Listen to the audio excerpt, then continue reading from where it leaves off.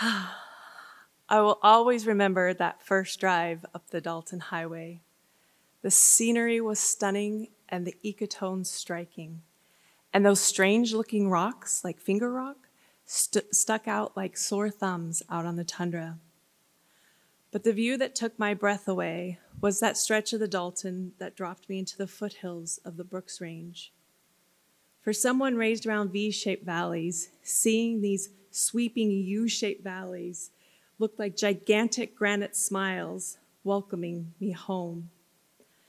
That was the moment Alaska imprinted on my heart. I was headed to the Arctic Interagency Visitor Center in Coldfoot to serve as an environmental interpreter for the Bureau of Land Management. Oh, that first season in the Arctic was a dream come true for this freshly minted wildlife biologist. The novelty of the midnight sun, Kiviat billowing on the willow branches, and seeing predator-prey interactions in real time. For example, I was traveling with a group of scientists to Deadhorse when I spotted something big and brown. "Bear, bear," I yelled. Then someone over the CB radio said, "Wolf, wolf." A bear and a wolf were fighting over a caribou carcass. When the bear scampered up the hillside with his prize, we resumed our drive north to the Arctic Ocean.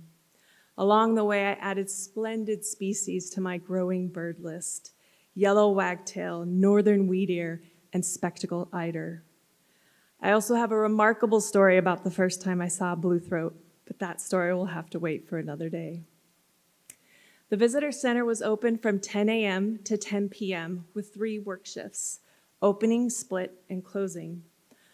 On split shifts, which were 10 to 2 and 6 to 10, I would often fill the 4-hour break with a 14-mile bike ride along the TAPS pipeline pad from Marion Creek to Slate Creek. Those bike rides quickly became a cherished delight of the summer. Back there, amidst the solitude and the smells of the boreal forest, I encountered lynx, wolves, moose, and porcupine.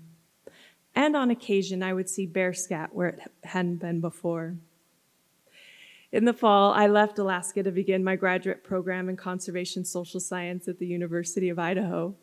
And when I returned that next summer, life in Coldfoot grew busier with the addition of collecting data for my master's thesis on visitors' emotional responses to extraordinary experiences along the Dalton Highway. On one sun-soaked day in August, I went for a bike ride during a split shift. I had made it to Slate Creek and had turned around to go back towards Marion Creek. It was a peaceful bike ride like any other until I saw a massive pile of bear scat. And this pile of poop was different. It was iridescent purple from the blueberries, and it was steaming. From the bike, I look around for the bear, and I don't see one bear, but rather 2 first-year cubs that were less than 6 feet away. As soon as the tiny cubs saw me, they jumped, and then I jumped. They turned around in unison, and one of them yelped. I followed their line of sight, which led to Mama, head down in the blueberries and only 10 feet away. As soon as she heard her babies cry, she looked at them, looked at me, and took off running. To this day, I can still see her claws tearing into the earth and hear her charging growl. Whoa! The human brain is truly astonishing because at this point, I actually considered whether or not to stand my ground or to keep pedaling. My brain automatically answered and said, "You were in motion when the sow saw you, initiating predator-prey. Plus, you are between her and her cubs." So adrenaline starts to flood my body, and I took this huge gulp of air, and I screamed, "Go, go, go!"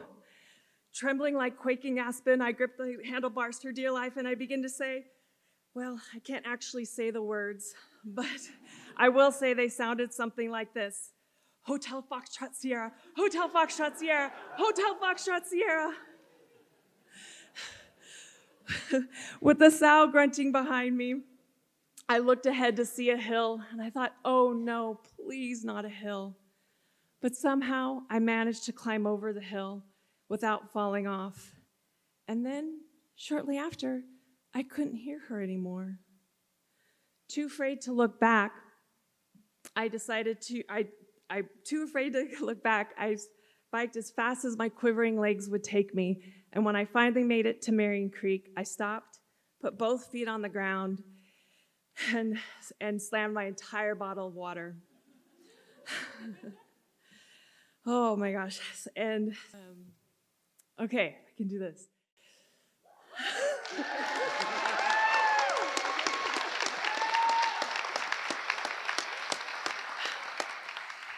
With adrenaline still flooding my body, and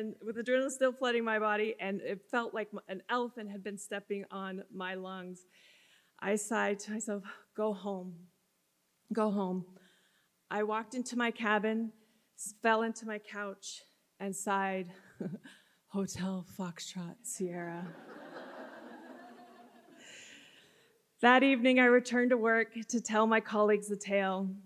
Heidi, a parkie from Wiseman, said, you should not be here. You got too close to her young. Your guardian angels must have been looking out for you. As if to confirm her belief, I received a card from my mom that very same day that had been mailed weeks before. In it, she said something I don't remember her saying before. She said, may your guardian angels be taking good care of you. For days, I pondered the miracles surrounding the encounter, and I concluded that I lived to tell completely unharmed for 3 reasons. 1, when the sow and I climbed the hill together, she could no longer see her cubs. 2, guardian angels.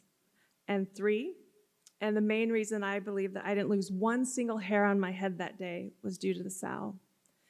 Female northern grizzlies may be short and stout, but they are fast and ferocious, reaching speeds of up to 25 miles per hour, and there's no way in the world I was biking that fast. The sow could have taken me down in an instant, but she didn't. She let me go because she was a very good bear. Thank you.